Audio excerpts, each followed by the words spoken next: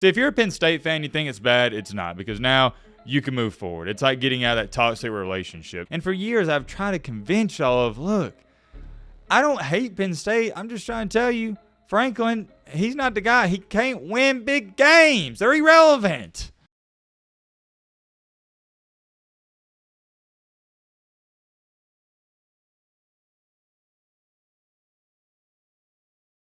Ladies and gentlemen, boys and girls, hope all of you having a great Sunday. If not, hope this video can make it a little bit better. And man, oh man, I know why you're here. You know why we're here. We got to talk about the big diamond breaking news. The man, the myth, the legend himself, kind of being sarcastic if you can't pick up on it, James Franklin has officially been fired. Whew. This is breaking news as when I'm speaking in this video. We got a lot to talk about. First things first, I do want to throw this in there to apologize. You know, I'm getting to this as fast as I can. There's a lot of people tweeting at me when it was first coming out, and I saw it. Everybody saying, Matt, you got to make a video on the James Franklin situation. I was working on the recap, so I'm like, well, dang, I can only do one thing at a time, so I wound up tweeting this out. The Week 7 recap will be uploaded in 1 hour. By the way, feel free to follow the Twitter if you want updates on the channel and whatnot. I proceeded to then state, after that, do y'all want a James Franklin fired reaction video or an AP poll reaction video? And I love you guys to death. I am forever grateful and indebted to our community. But I don't even know why I asked. Because I knew what y'all were going to say. Most of the comments, I'm not going to show them, or people saying stuff like, we want both videos, Matt. What do you mean? Don't be slacking. You got the MBG sweatshop. We want both. I get you want both. That wasn't the question. The question was, which one do you want to see first after the not the reaction, my apologies, the Week 7 recap? You can't make it up. These are 3 straight comments back to back. Yes, yes, and yes. Buddy, it wasn't a yes or no question. Golly, man, what are we doing? What are we doing? Y'all stress me out more than James Franklin. Since nobody really answered me under that post, I came to the executive decision. We'll just go with the James Franklin fired reaction video, which we're doing right now, obviously. If you haven't picked up on it, in the end, later tonight, be on the lookout for that. We're going to do that. Actually, you know what? Let's do this.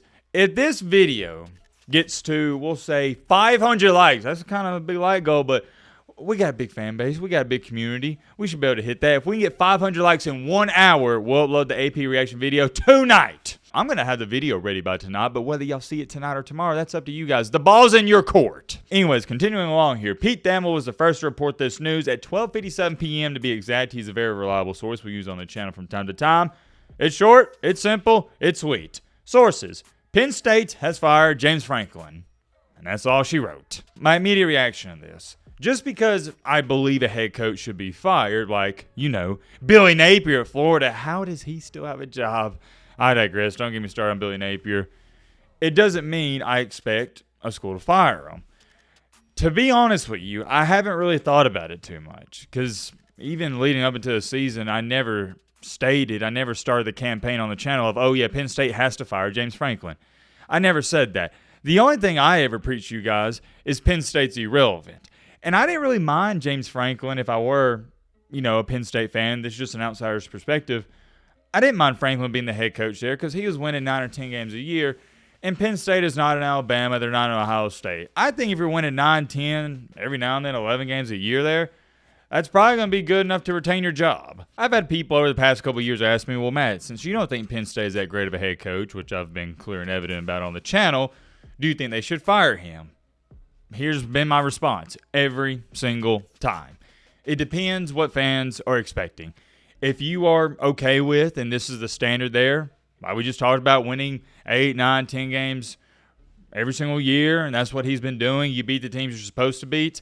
No, you keep them. But if the expectation of the fan base, the administrators, whoever the AD is to compete for championships, you should fire him. And I never got a clear answer from the Penn State fans on what their standard actually is. And it's a genuine question. I still don't know. Enlighten me in the comment section. I know we're going to have Penn State fans watching.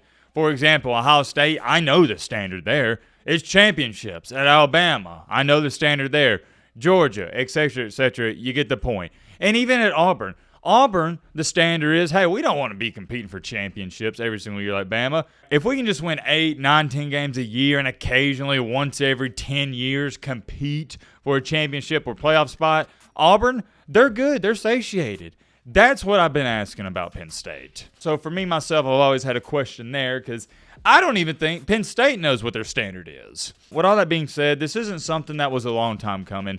You didn't really start actually entertaining the idea of firing this guy until this season. Let's talk about this element to it. Am I shocked that Penn State went through with it? Am I shocked they fired him? No. That is not one, not two, no, wait, yeah, it is three, actually. My apologies. I was about to say not one, not two, but 3 straight losses. And it's not just the 3 straight losses. You lost to UCLA. I mean that in the most respectful way possible. They were one of the worst teams in the nation. Now it looks like they're one of the better teams in the Big Ten. That's a different video for a different day. Trust me. We'll talk about that earlier in the week. Be on the lookout for that video. You also lose to Northwestern at home. I think if you win this game and you finish the year like, we'll say 8-4, 9-3, you're chilling if you're James Franklin. But 3 straight losses, home to Northwestern, this is one you can't come back from. It was the nail in the coffin. This was the game where it's like, yeah, the players are giving up on them. The fan base is giving up. The energy around not just that football team, but the entire university, it's at an all-time low. It had to be done, so I can't sit up here and say I'm shocked.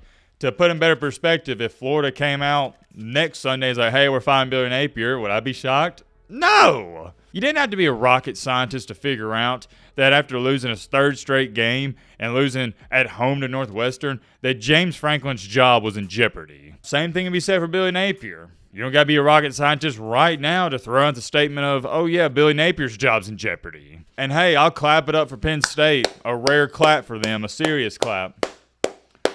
At least you're being proactive. You're handling this right now. The worst thing you can do, see, if you're a Penn State fan, you think it's bad, it's not, because now you can move forward. It's like getting out of that toxic relationship. You know those people that drag on a terrible relationship? I had many friends like that in high school where they're dating this girl. It's just terrible. They should have ended it 2 years ago, and they're still with them.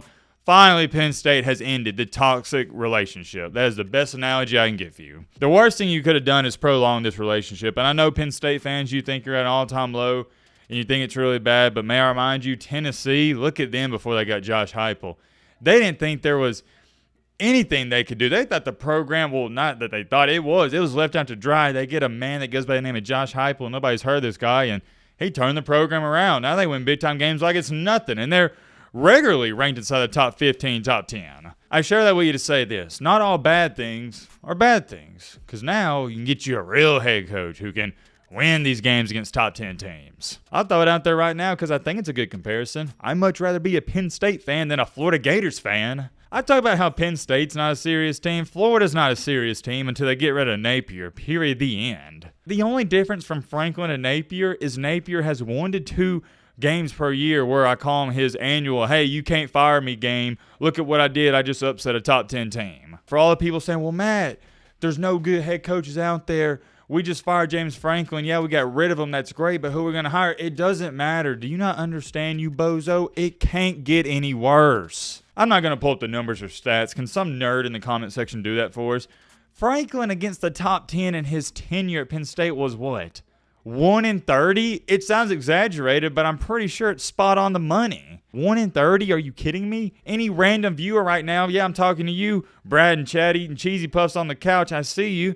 You could do that at Penn State with all the talent they got. It's not a talent issue at Penn State. It'd be different if they didn't have talent. No, they got the guys to compete. It's not going to matter who you hire. I wouldn't worry about that. Like I said, I can't harp on this enough.